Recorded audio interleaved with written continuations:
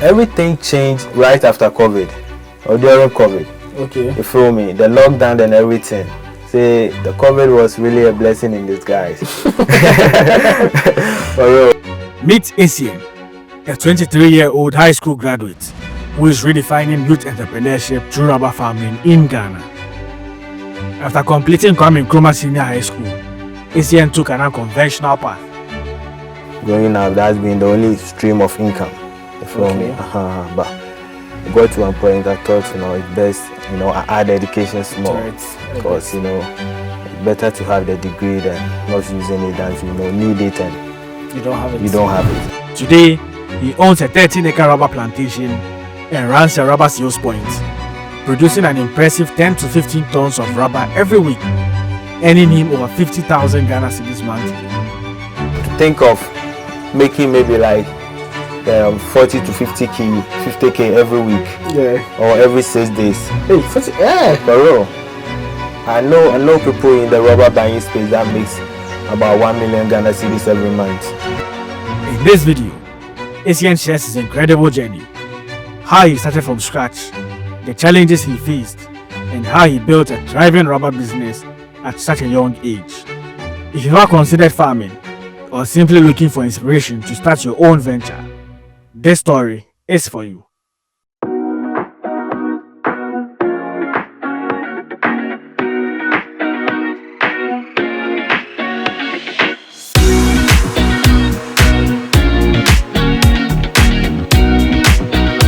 So I'm here with Essien, a rubber farmer here in Agribusiness in the western region of Ghana. I had to have a conversation with him to know how he started, how the journey has been farming here in Ghana.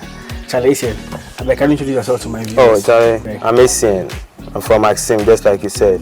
It's good you are here to get people to know how the business has been, how it's going and all that. Yeah. So I've been a farmer for the past 4 or 5 years. Oh, okay. I've been farming, most especially in the rubber farming. And there have been a couple of challenges and all that, but I think the best thing, growing up every day, growing up in the farming community, most especially the rubber farming, it serves as a source of inspiration for me to do more, knowing what I want is to be a farmer. Okay. But like over here, it's like mainly the thing they do is rubber farming, or like they're into other things too? Oh, over here, mainly it's been the rubber farming for ages. Yeah. So the whole rubber farming process started way back in the 1960s. Yeah, in the 1960s.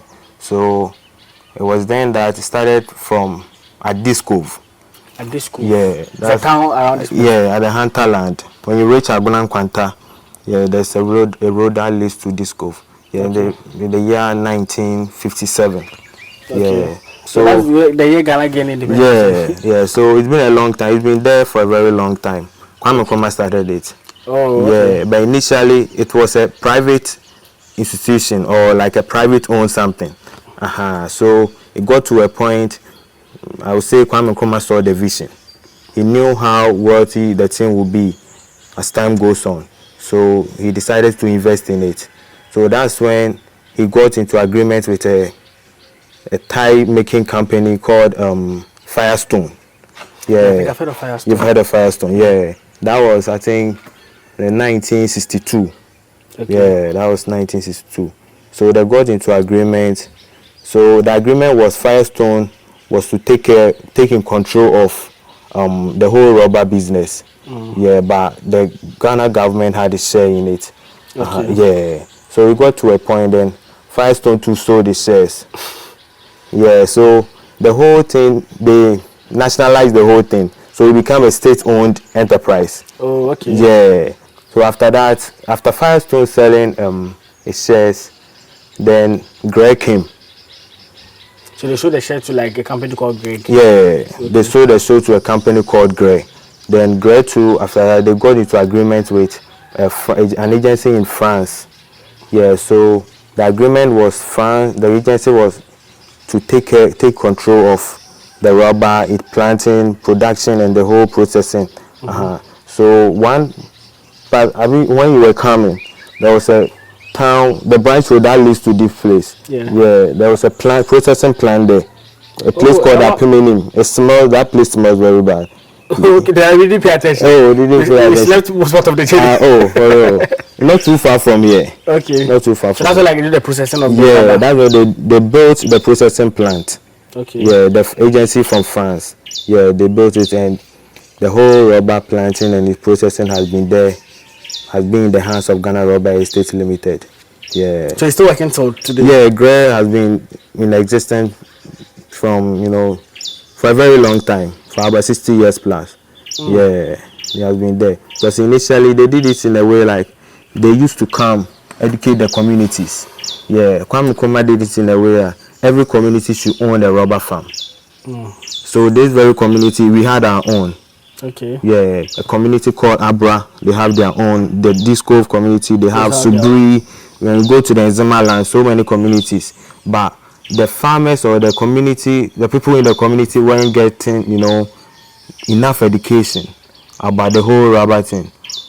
So when Greg came in, they started going door to door to teach people the important why, even my own father, somewhere 1950s there, but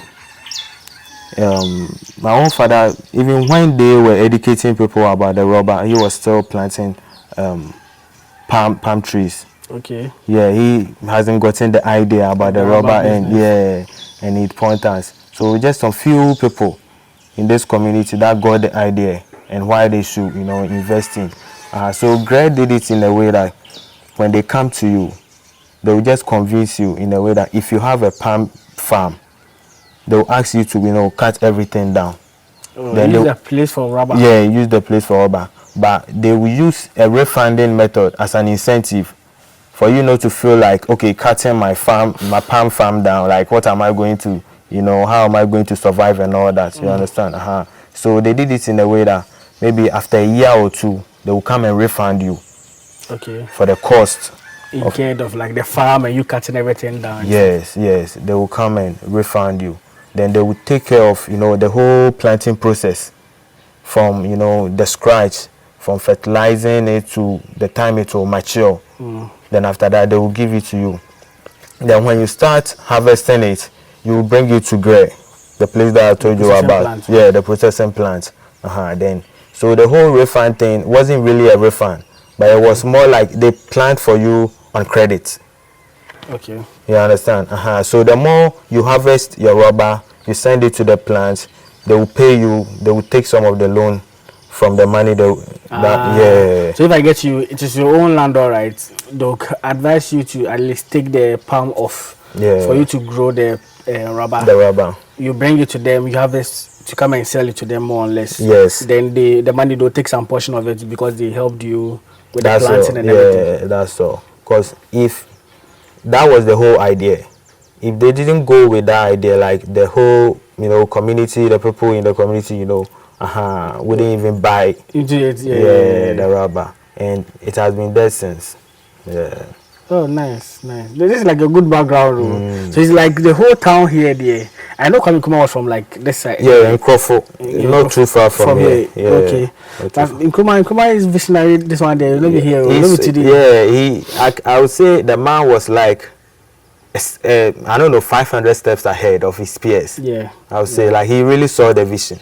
Yeah. So he brought Firestone that they should, take control of the whole rubber thing. Yeah. I'm sure that one to be like a public-private partnership where the two together coming together. We bring you, educate our people, help them. Yeah. Like train them. That was and it. stuff. And it's good. There's even a processing plant here, so it's like once you get the raw material, they process it at their end. Just send it there, then they will ship it abroad.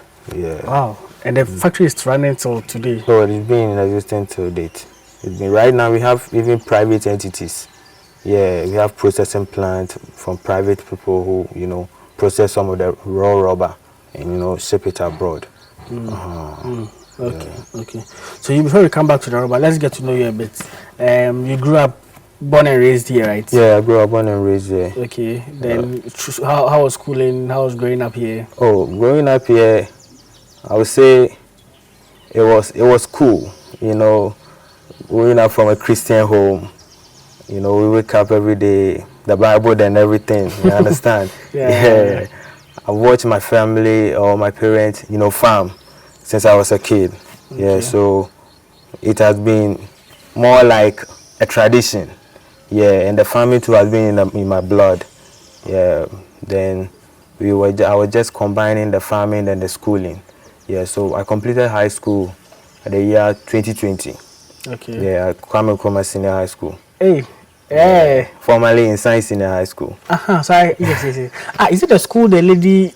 They interviewed this lady. She was trending. Yeah, I think Rahel, or I've forgotten the name, about the Science and Math School or something. Yeah. Okay. That was my former school. But they recently changed the name. Yeah, so in one of the conversations with the guy, he made mention of, I was saying the guy is a Goshes also. Yeah, he made mention, the lady was like, oh, now they've changed the name to like Kwame Nkrumah Senior High School, to Ghanaian and stuff. Okay. It's around this place, eh? Yeah, not too far. On the way to Essien, you see that. A very nice school.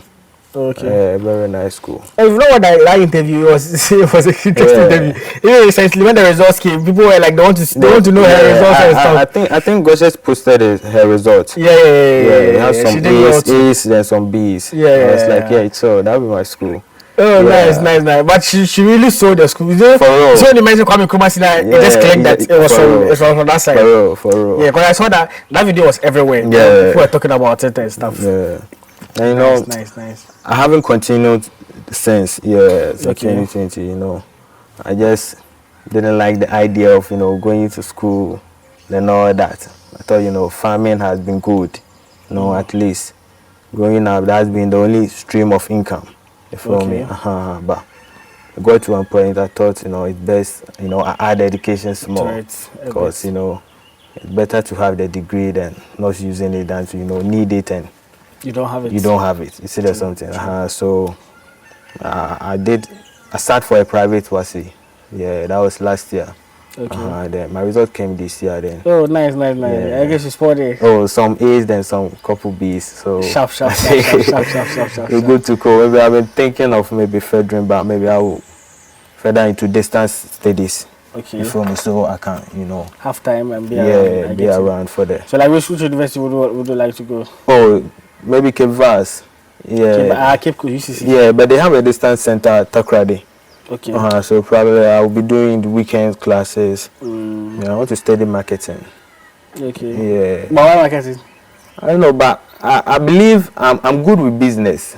Okay. Yeah, understand? When it comes to business, I'm good. Right at high school, first year, I started selling calculators. Like the science calculators? Yeah, I started selling them. I've done a couple of businesses and I know how to sell. Nice. Yeah, understand? Nice. I know how to convince people. You feel me? So I believe if I take that path, it will go a long way to, It's interesting you've identified what you are good at. For real. It's like, the worst thing I always say, people who like know their path early and follow their path, they end up becoming more successful at it than someone he doesn't know what to do. Like he's just blown away about decision to make. That's the thing. So they end up getting to know maybe what they really want to do later in life. But once some people are there, they know what they are good at.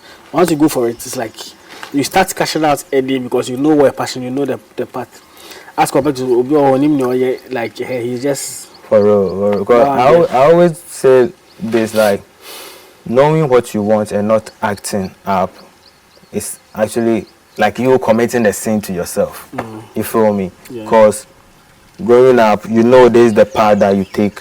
It will lead you to you being okay in life. But then you just be there, looking at the opportunity and all that. Nah, it wouldn't even help you. You feel me? So I knew this is what I wanted. From the farming, then, adding the school and everything. You feel me? Then I know what I've been getting from the farming. Yeah. Every part of the rubber business or the farming gives you money. For real. Interesting. Every part. Right from the scratch to you harvesting it. And stuff. Yeah. It's money. Okay. Yeah. Okay. As you've just talked about rubber farming, let's delve right into rubber farming. Personally, I knew, so the little I do about rubber, as I told you. So I used to see this car that loads this rubber stuff. It always has this funny smell. Normally when they are passing by, I always used to ask myself, what is this? And so when you reached out and like we were speaking, I went to check your page. And I saw that I was like, this is the cars I've been seeing passing up. But that is Mrs. Rubber.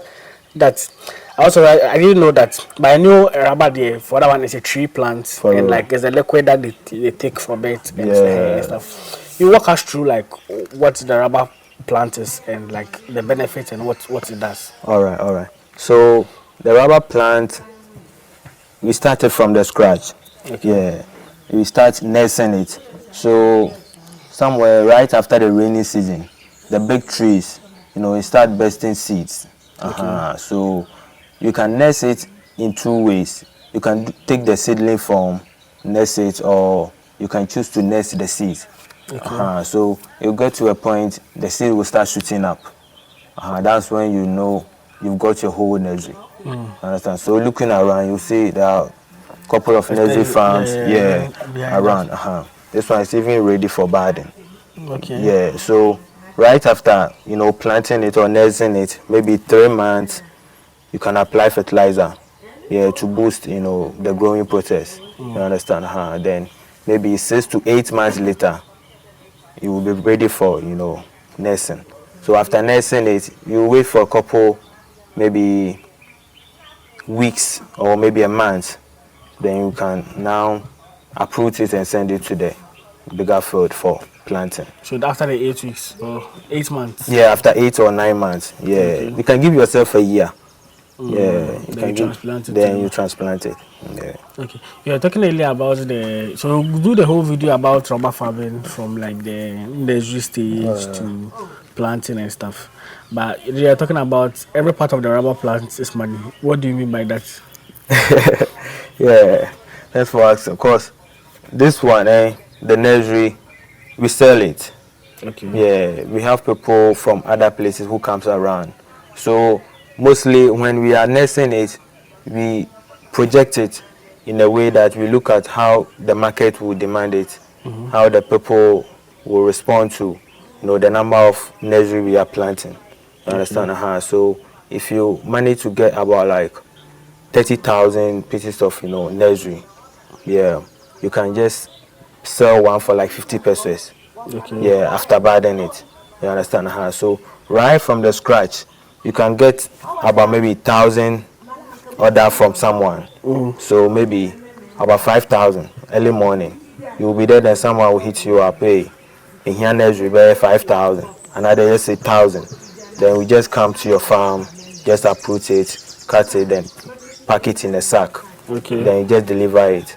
So that very morning, you get your 5K. Yeah. You see how the thing there.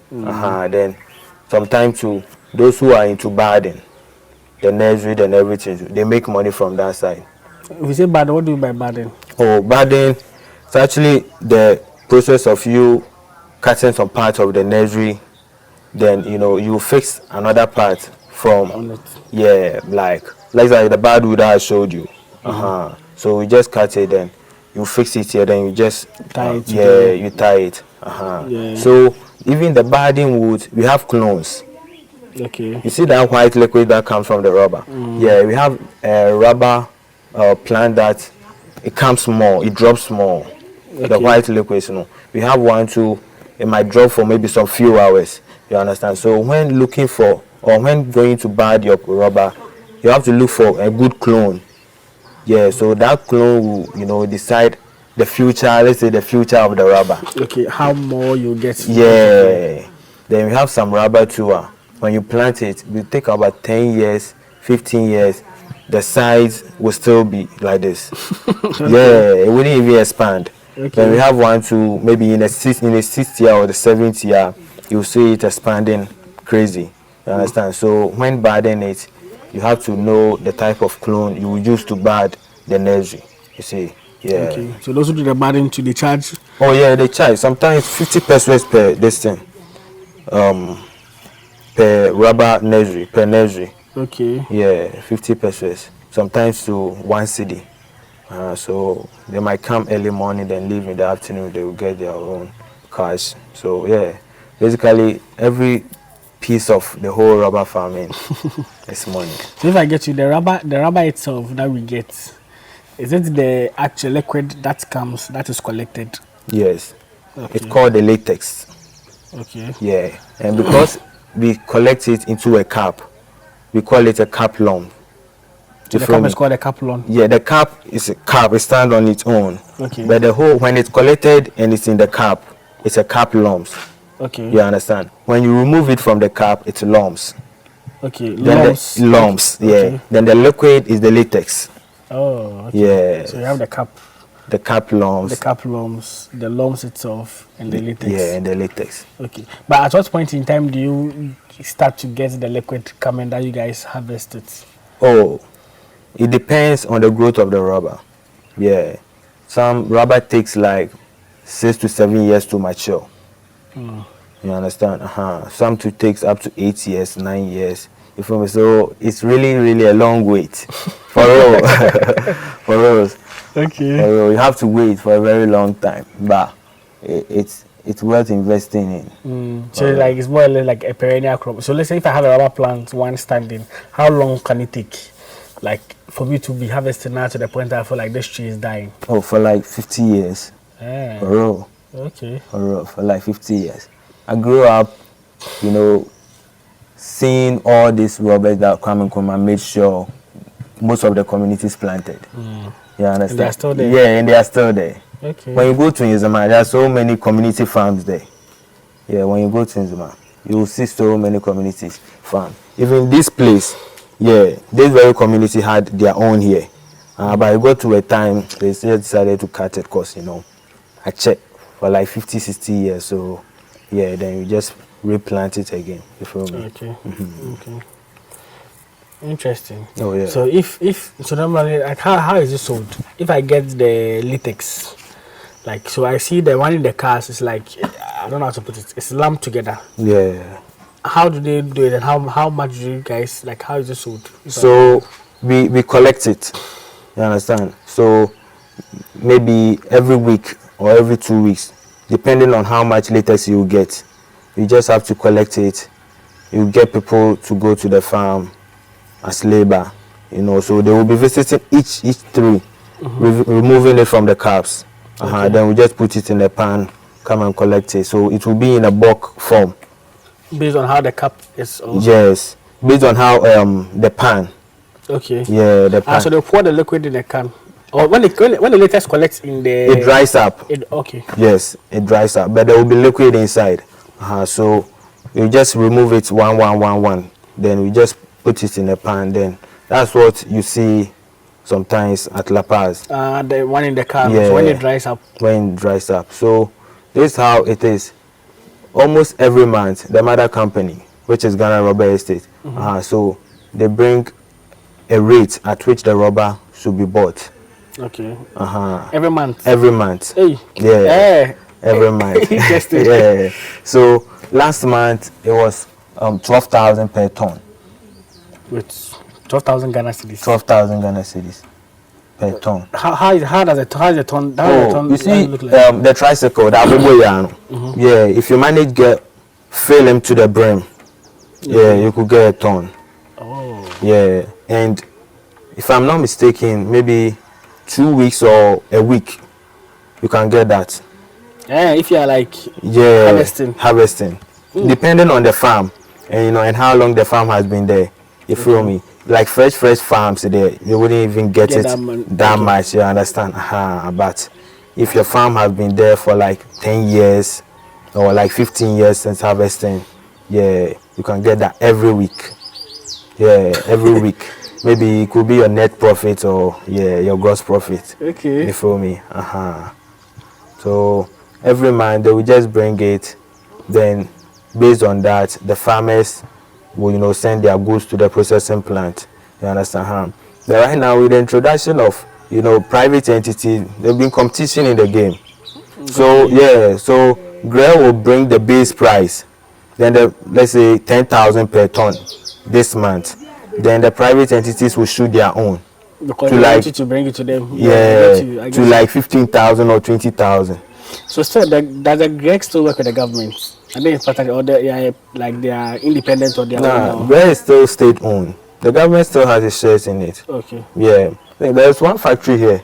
Even the 1D, one district, one factory stuff here. This very, yeah, this very factory. It was part. You understand? So the government still has its shares in it. You understand?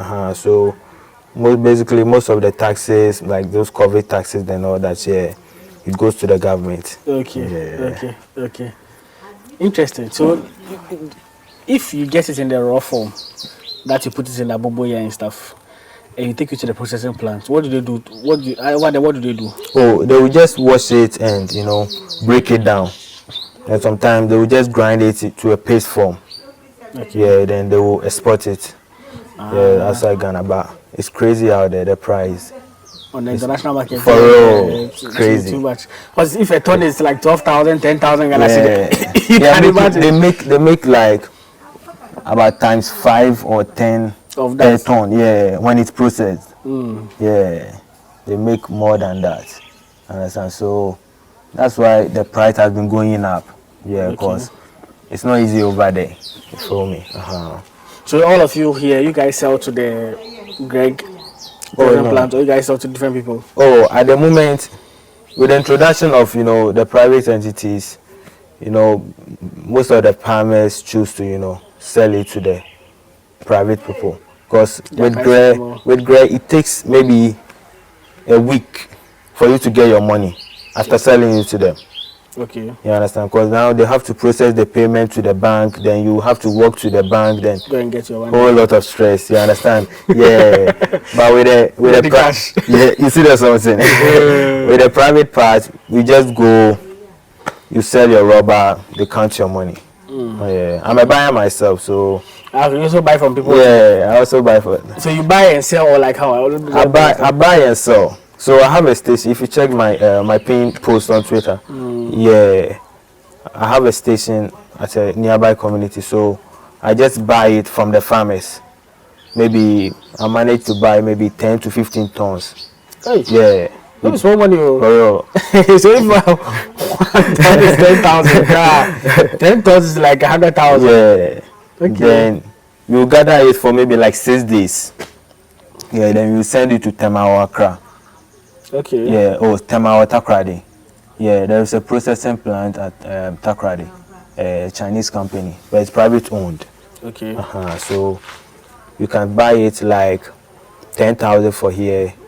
Then you send it over there, then get like maybe a 4,000 profit margin. Oh, okay. So you can sell like 14,000. 14,000 or 15,000. You understand? Oh, okay. So basically, that's how we do it.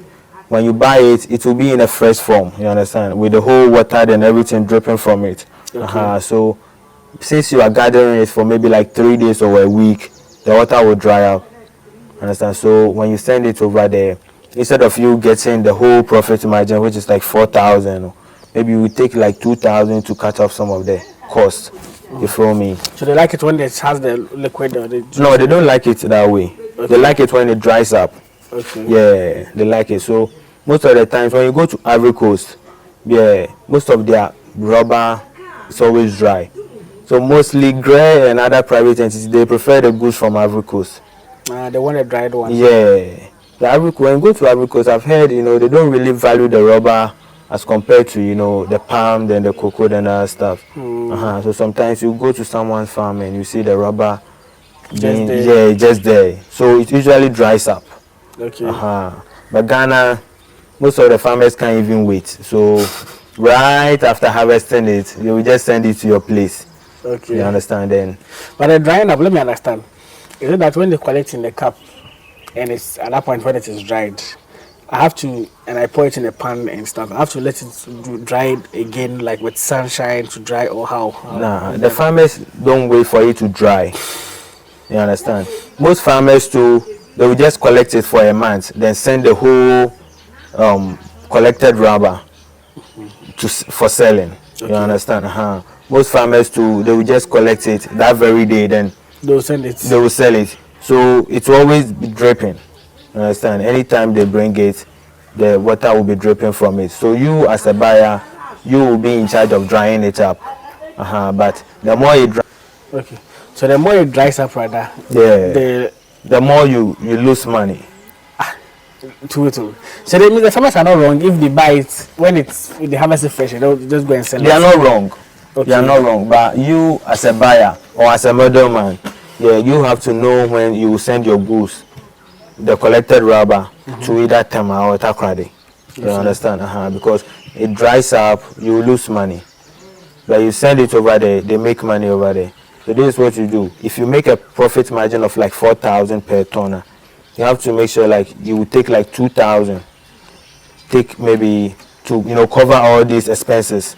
There will be some miscellaneous expenses on the way going, maybe some way bill, then other stuff. So with a profit margin of 4K, you won't get the 4K, just 2K. So maybe you send like 10 or 15 tons. You just multiply the 2K net profit by that number of tons you get, then you will get your net profit. Okay. So if I get you, they like the rubber in the liquid form and not when it is dried. They don't like it in the liquid form. Okay. So you as a farmer, you will keep it in a cup for it to dry up. Then you will send it. You understand? But those buying it at Tema or Takrade, or let's say Grey as a premium, they don't like it in the liquid form. They like it when it's dry. Okay. But the farmers can't wait for it to dry up. Okay. So right from removing it from the cups as a lumps, they will just send it over there. Yeah, I'm asking because you said normally if it is dried, you don't get much money. Yeah, if it's dry, you won't get much money. I'm trying to. Yeah, if it's dry, you won't get much money in the sense that you will buy it, let's say, 10,000 per ton here as a wet load. Yes, but when you send it over there, because it's dried up, you wouldn't get that 10,000. You get maybe 9,500 or so 9,000. Reduce in weight. Yeah, the weight will reduce. Okay. Yeah. Okay. Yes, it now makes sense because the weight. Yeah. Okay. Interesting. Interesting. So if I'm starting, I want to go into rubber farming. Would you advise me to do rubber farming, and why would you advise me to go into rubber farming? Oh, it's so because I feel like rubber has been there, and I believe its impact on us, as a community, and in our lives. You understand? And how lucrative the business is. You feel me? So I would advise everyone, to invest in rubber farming or to enter into rubber farming.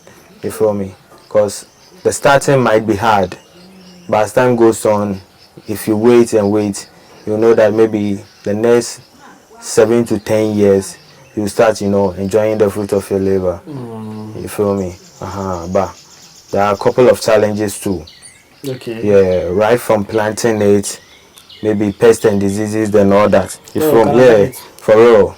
It gets to a point when people might come into your farm, they will just remove it from, the hole you've dug and just go resell it. So maybe then they steal them. Yeah, sometimes. Hey, so after like I've watched it for each like 9 months, 1 year, I've transplanted it onto my field. People will come and take the. Yeah, even this one like this, if you don't take care after bathing it, people will just come in.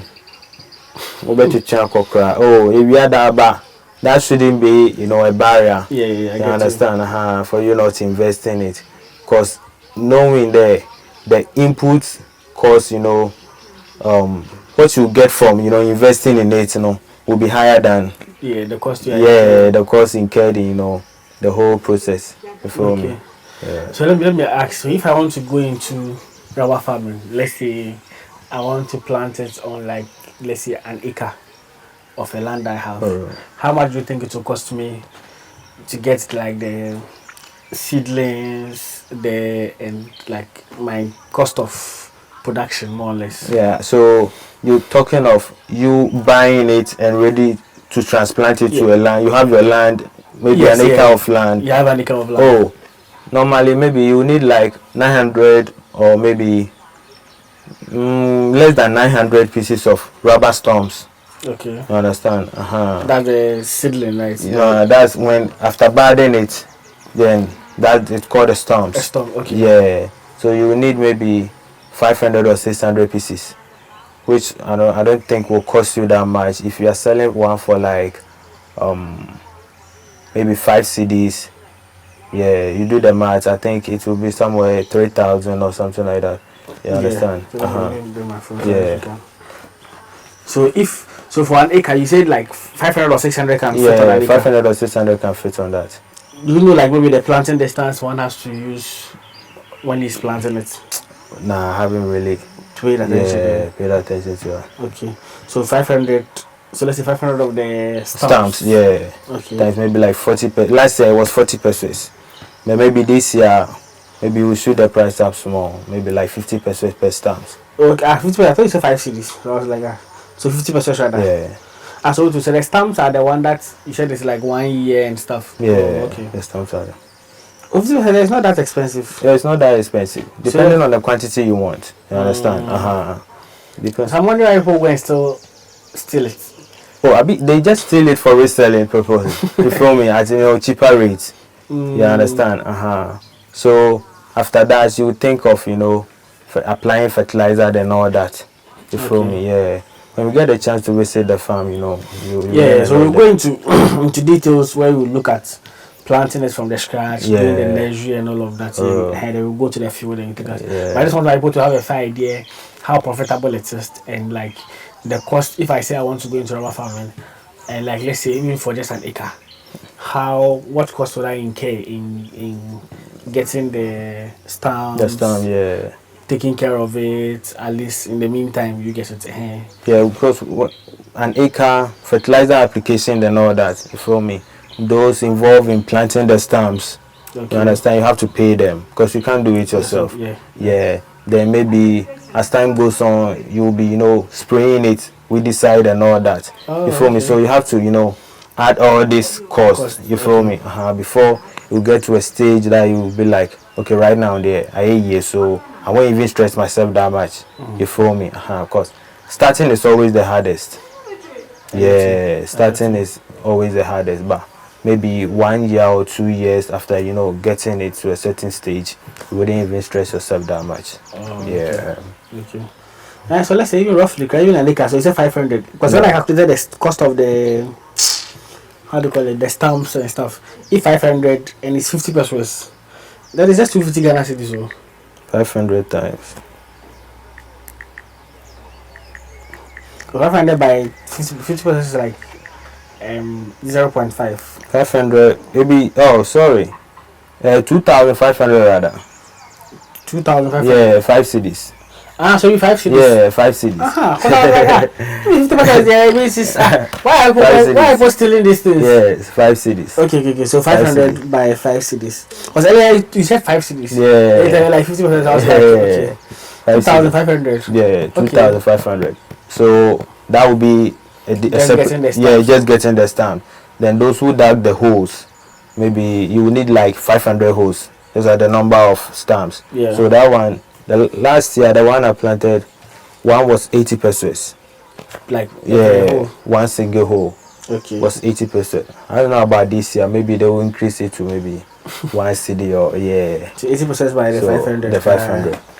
So we are like 2,900 now. 2,900. Yeah. Then let's say those who will be planting it, the ladies.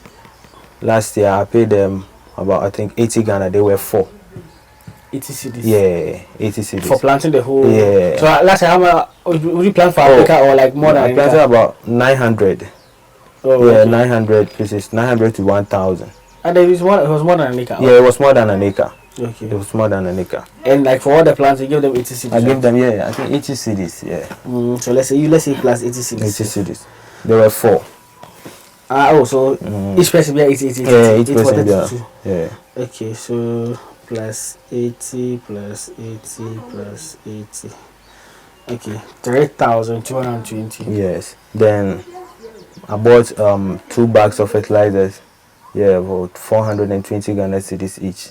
Okay. So yeah, to cover the 900 stamps, right? Yeah. Stamps. Okay.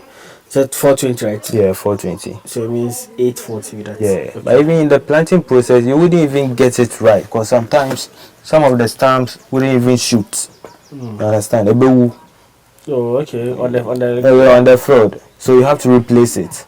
Okay, so you have to buy more than. But yeah, not even necessarily buying more, but you have to wait for a while to know how many pieces will shoot up. You Okay. understand? So maybe you go plant like 500, where maybe like 400 per go shoot up. So the 100 you have to replace it. Yeah, I get you. you have to replace it. So that will be an extra cost. You feel me? Then after that you have to apply fertilizer too. You feel me? Yeah. So at what point in time will it grow to a point like I feel like okay, this one doesn't need much attention again? Oh, maybe a year or two. Yeah, but best could be maybe the third year. Yeah, you just leave it, and you'll be doing some minor with the side spraying, then all that. Yeah. Then the 10th year, I know that okay, I can start. No, 10th crowd there, Chill. yeah, maybe like 8th year, 6th or 7th year. Oh, okay. Yeah, depending on the clone, yeah, they buy the stamps and we could do clone be or maybe the 6th year, it will just increase in size. It will be ready for harvesting. You understand? Sometime to in the 7th year. Yeah. Okay. So at least in terms of cost, just for a liquor, I'm trying to get you guys this thing with it's 4,060 year. Yeah. Let's even say 5,000 cedis just for a liquor, and we can multiply if you are doing more than a liquor, just in case. Yeah. For at least for rough estimates of people. Oh. And they are saying that if my plant is matured and I'm starting, but in the first place, how will I know that my rubber plant is ready and it's producing rubber? Is it that the liquid will start coming out on its own? Oh yeah. For the rubber, even in its early stage, when you cut it, the liquid will still drip. You understand? Okay. But for you to get it, in a way that it's mature, fully matured, you have to wait for maybe 7 years. Yeah, you have to wait for like 7 years. 7 years is actually, the maximum years you have to wait. Then you are okay to harvest it. Yeah. And are there times for harvesting, or you can harvest anytime? Oh, you can harvest it anytime, but some of the challenges we face during the harvesting process, maybe during the rainy seasons. Yeah, since the latex is in a liquid form, when it pours heavy, it will just dilute it and you wouldn't even get it. Okay. Yeah, understand. So when it rains heavy, we really face a lot of challenges. Yeah, then sometimes during maybe early January or maybe like February, March, April, there, all the leaves on the rubber will just dry up. Okay. You understand? Those are like the dry season time. Yeah, mostly the dry season. All the leaves will just dry up. So that very moment, you wouldn't even harvest it. You not go harvest it. So you just wait for the leaves to come back. Then you start harvesting it. Okay. Okay. When I harvest here, like that way, one it's more or less like a ton. Yeah. When you fill it to the brim, you can get a ton. Understand? Sometimes too, it depend on how long the farm have been there. You feel me? Like early farms, maybe in its 6th or 7th year, which you just started tapping it, you wouldn't get that. Yeah, you wouldn't get that. But say you than the economy anymore. You feel me? You can make that money easily. You can make that. I feel like I always say it's like crops like rubber and stuff. So rubber, mango, coconut and stuff. They are like perennial crops where like it takes a longer time for you to mature. But once it matures, you can harvest or generation for years. For years. So like it's a generational crop now. It's like cocoa is for years. And you'll just be making money and stuff. Be making money. So if you are someone who are looking forward to like a long-term investment, it's something that it's worth investing in. It's worth investing in. It might take time, but at the end of the day, you will know that the benefits outweigh the time you spent. You understand? You get so many benefits from it. So if that's the case, so it means the cars I've been seeing going to around the La Paz, they are going to Tema. Yeah, they are going to Tema. They are going to Tema, for selling. You feel me? So they just buy it, they will collect it, then they will resell it over there at higher rate. As compared to what Greg is getting. But girl, they've been cheating us for a long time. Of course, growing up, sometimes they can even reduce the price to the extent like maybe a month the rate will be like 1,200 per ton. Hey. Yeah. And that's very low. Because it's from 10,000, 12,000, about 1,200. Everything changed right after COVID or during COVID. Okay. You feel me? The lockdown and everything. See, the COVID was really a blessing in disguise. For real, because like we can even see so many people started making money during COVID. You feel me? In the rubber business, because you know, Gray wasn't really buying it around that time. So those who had the idea, they thought, you know, it best with the amount of money they have with them at the moment, they will just buy it and put it there. You feel me? So they bought it from other farmers, like what you've been doing. Yeah, what I've been doing. So right after the lockdown, they just sold it. Then boom, they have their money plus profit. You feel me? Okay. So that's when the whole idea of private entities coming in started. You feel me? It was after COVID, not in the private entities. Right after COVID. Okay. Right after COVID. You feel me? Yeah. So you said when it comes to rubber, the main challenge basically is the theft issue that comes. Theft, sometimes pest, and you know, then changes in rainfall pattern and all that. You feel me? Sometimes it's very advisable to plant maybe during the rainy season or right after the rainy season. You feel me? About how the climate has been, you wouldn't even know when it's going to be. You feel me? Of late, it's been changing. You feel me? Then sometime to late December. You feel me? November, December, you can do your planting. You feel me? Because it will be raining small. You understand? Yeah, I think last year, somewhere in November, it was still raining somewhere in November. I don't know about your place, but here, yeah, it was still raining somewhere. So it was, you know, some of the best moments to plant. You feel me? Then aside that, just some pests and, you know, some diseases that you have to control. I don't think rubber can grow everywhere. I don't think so. No, for the moment I know Eastern region. Yeah, rubber day there. Then you come to Western region, then Central region. Okay. You feel me? Yeah, rubber day there.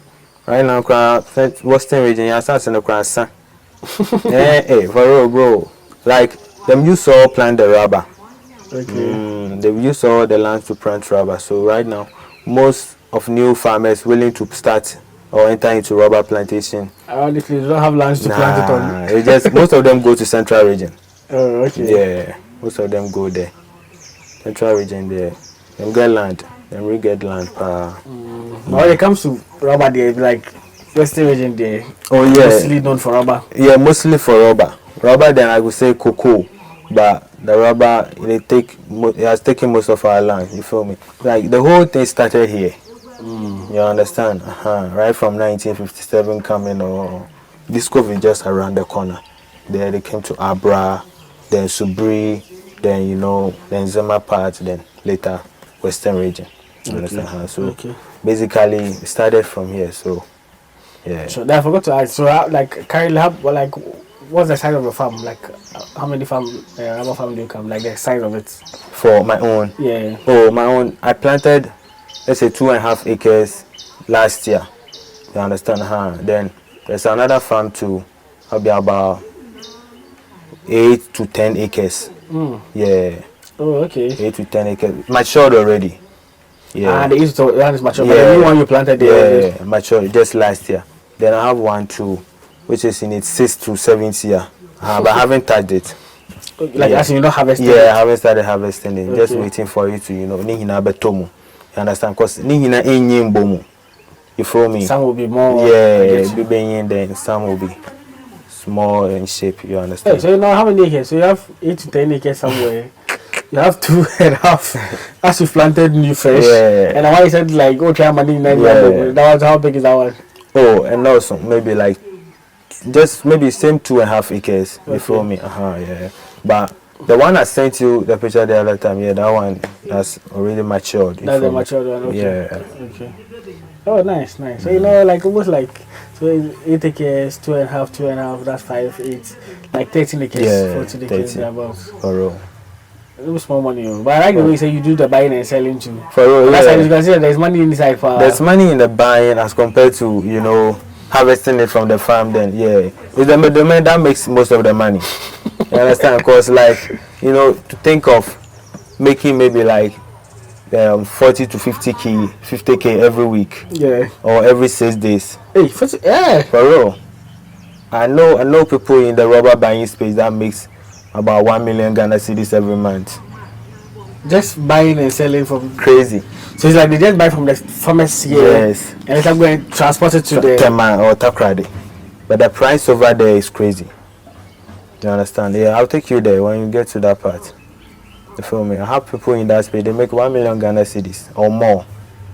Wow. Yeah. But it depends. With the buying, sometimes we use the hanging scale. Okay, to wait. Sometimes we have the weighing bridge. You understand? So those in the weighing bridge space, they make. Which one is the weighing bridge? The weighing bridge is in the form of it's just a metal. You feel me? I cover a space where the motor will just come and stand on it. You just take the weight, then you just leave. But me, I've been using a hanging scale. You feel me? So most of the time the load doesn't come much as compared to the weighing one. Yeah, the weighing ones. You feel me? Sometimes you might get maybe like 10 to 15 tons every month. You feel me? But those using the weighing bridge maybe like 1,000 tons every month. Okay, why don't you use the weighing bridge since it gives you use more tons? That's where the investors comes in. Okay, so at least you can get. You understand? Of course, buying bridge from China or the US and shipping it to this place. You understand? I'm not working with much capital at the moment. You feel me? So just so the weighing bridge, you have to buy it. Yeah, you have to. You can be able to use to weigh more of it. But I'm still working on it. So okay, so I'll just try to go to your page and look at the video again. Like the pictures and the one you pinned. Yeah. The one on my pin tweet. Yeah. Just to see like. Yeah, this is how we load it. So we just load it in the truck, then send it to Takrady. Yeah, this is the hanging scale. The metal there. Yeah, the metal there. So we just put it in. There's a scale on top of it, around this thing. Yeah, I can see it. Yeah, then. So normally is this car that I see at the La Paz? Yeah, normally. Sometimes the rhinos, the big ones. That will take about 20 tons. Say average, 20 tons. So you just do the math, and when you transport or resell like 20 tons of rubber, maybe like crazy money for real. It's a crazy money. Crazy money, bro. Oh, nice. But that one is every business, the buying and selling people, they don't make the money. Yeah. It's always the middleman. Always the middleman. For real. Nice. Charlie, let's wrap up here. So at least we'll go to the how to start a rubber farm for the nursery and stuff. If there is any advice you give to colleagues, friends who are out there, now I said unemployment rate is high, people not doing anything, people are also not seeing opportunity when it comes to like agriculture. Is any advice? What would it be? I believe it's best to start early. You understand? And you shouldn't wait to be like, just don't be like you have to get enough money before you can start something. And there are so many opportunities around us, but sometimes you just have to sit down, take some classes, then learn the lessons. You feel me? Sometimes if you don't know to, you just have to ask. Understand? There's so many people around that can put you on a couple of things that you just have to know and do. You understand?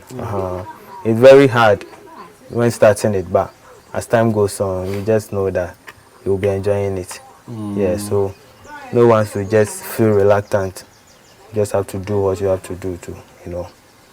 Okay. And if there's any advice you give to people who want to start, like who are interested, they've listened to the interview, they want to go into the rubber business. If there's one advice you want to give to them, what would that also be? I think they shouldn't look at it at a point of a short-term growth. You feel me? They should focus on the long-term growth rather than the quick gains. You feel me? Then they should always know the returns. It's always crazy. You feel me? So they should invest most into the rubber farming, and it will really help them. There's money in that side. There's money in that side. And to potential investors, they are saying, talking about the weighing bridge and stuff. If there is someone who is willing to invest, how is the person supposed to come in and invest, and like what is the way like what would the person get out of it? Oh, basically, you can start with maybe like 100 to 150k, maximum investing capital. You understand? Then. You're talking about Ghana City. Oh yeah, Ghana cedis. Yeah, you can even start with more. You understand? Then maybe as time goes on, you'll be making profit. Maybe every month, every week. You feel me? I can even show you some on the phone. Yeah. Let me see. Let me see. Is it about what I'm saying? Is this okay? Oh, some of the profits. Oh, okay. Yeah. Why they send it to you as chat or what? Yeah, after every trip. After every trip. My brother does that, takes care of the accounts and everything. You understand? So this was January 1st. We made about 14,000 net profit. 700. 13,700 net profit. Then. Just this January. Yeah, just this January. December 25th. He sent me another receipt, 6,300. You feel me? Then another one, December 21st to 25th. That's about 4 days. 4 days, yeah. He made about 16,000. So all these ones are like, let me see, sales, purchases, and like what? Sales, purchases, labor, carriage, all those expenses. The expenses. So after all the expenses, the profit left is what is 16,280. You feel me? This goods was sent to Tema. Yeah, you can see Tema. Yeah. This is interesting. Okay. See Tema. This goods was sent to Tema. Then we have this one too was sent to Winka. It's another buying company at Takrady. Okay. You feel me? That was December 25th. You feel me? So the Christmas day. Yeah. Cash out. Normal. So like I'm say, but just in the space of like 1 month, maybe like 20k plus profit. Yeah, you can cash out. That's wild though. Crazy. In the space of like 1 month. We started working, I think somewhere September, November day. You feel me? That's when you started doing the buying and selling? Yeah, that's when I started doing the buying and selling. So it hasn't been long, but say, hey, okay. Where's the cash out? Yeah. Normal. 20k monthly. Yeah. That's insane though. Normal. 20k or more, depending on how much you go to buy in the month. You understand? Or how much the farmers will supply you. You feel me? So the only point is about connecting your transportation from here to the Takrady side or here to the Tema side. Yeah. To at least and getting a steady supply chain from the farmers. Okay. You understand? So at least you will to give constant supply to the buyers over there. You feel me? Okay. So quick supply chain from the farmers will just lead to you sending it over there regularly. You understand? And every month at the price too. Yeah, you having money. You feel me? Because the farmers cash and carry level. You see there's something. I get you. So them come then get money apart. They will go to another. Somewhere that you see there's something. So every day you just have to have cash on you. You have to be liquid. So at least when they come, you can buy it for give them the money. For real. Then you go go and sell it over there. Yeah. That's insane. That's insane. Let's say roughly 20k monthly for what this guy is doing. That's nice. Okay. So we wrap the video here. If there is any other question you guys want to know about rubber farming, we are going to have a video on rubber farming where it takes us through how to go about the business, planting it, growing it to like it matures, the process when it comes to like the seedling stage, nursing, budding, all of those things. Yes, it's going to take us through the entire process so that we can get to learn more about it. For those who are interested in venturing into the business, the ins and outs and how you're able to go about it as well. Okay, this will close out the video. So make sure you like this video for me. Like so YouTube promote it to other viewers. Subscribe to the channel so we'll grow together. The goal for the year is to reach 100,000 subscribers. Even half of the year is to reach 100,000 subscribers. So yes, subscribe and let's go together and share. The people out there looking for other investment opportunities, other profitable measures to at least make money. And last time I was recommending to people that those in the diaspora, if you want to go into farming, if you are not here yourself, I would recommend that invest in perennial crops like some of these things. Because you don't plan on coming here anytime soon. So at least for that 7 years or 6 years you'll be outside, Just have it there. Just get someone you can trust. You understand, to take care of everything for you over here. So yeah, so I always say it's at least, even if it's 7-9 years that you go and spend there, once you come down, at least. Of course, some people after spending 10 years, they feel like they are tired. They have to come back, and you come and have some of these investment opportunities there for you. And that time, you're harvesting and making money, good money and stuff. So yeah, me personally, if you're a diaspora, you want to go into farming, I recommend this kind of perennial cross for you. It's good because it takes a long time. Doesn't require much attention to some extent too. So yes, but the next one I'm going to learn about rubber farming, so you can get to learn about the ins and outs. Okay. So yeah, this will close out the video, and I'll see you guys in the next one. Peace out.